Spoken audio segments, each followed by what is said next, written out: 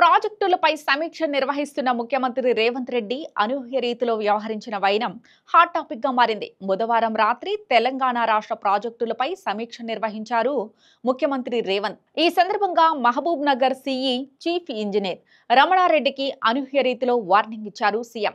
ప్రభుత్వ వర్గాల నుంచి అందుతున్న విశ్వసనీయ సమాచారం ప్రకారం నారాయణపేట కొడంగల్ ఎత్తిపోతల పథకంలో భూసేకరణ ఆర్&ఆర్ సమస్యలు పూర్తి చేసిన తరువాత పంపు హౌస్ల పనులు ప్రారంభం చేయాలని, ఆ తర్వాతే పైపులకు సంబంధించిన బిల్లులు పెట్టాలని మహబూబ్ నగర్ సిఈకి ముఖ్యమంత్రి రేవంత్ సూచన చేశారు. ఈ సందర్భంగా ఆయన నోటి నుంచి అనూహ్య రీతిలో అక్కడ చేసినట్లు సదరు అధికార కాళేశ్వరం ప్రాజెక్టులో ఎస్ఈగా పనిచేశారు, ఇక్కడ చేస్తే చర్యలు తీసుకుంటాం, కేసు పెట్టి లోపల వేయిస్తా అంటూ చేసిన వ్యాఖ్యలతో అక్కడి వాతావరణం ఒక్కసారిగా మారినట్లు చెబుతున్నారు.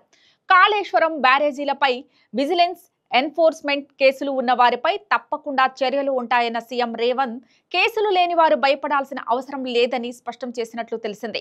ప్రాజెక్టుల నిర్మాణం విషయంలో తప్పులు జరగకుండా 1కి 2 సార్లు జాగ్రత్తలు తీసుకోవాలని, గతంలో పొరపాట్లు చేసిన వారిపై విజిలెన్స్ కేసులు నమోదు అవుతున్న నేపథ్యంలో జాగ్రత్తలు తీసుకోవాలని సీఎం చెప్పినట్లుగా సమాచారం. మొత్తంగా ఇరిగేషన్ రివ్యూ వేళ సీఎం రేవంత్ నోటి నుంచి వచ్చిన హెచ్చరిక ఆ శాఖలో ఇప్పుడు హాట్ టాపిక్ గా మారింది.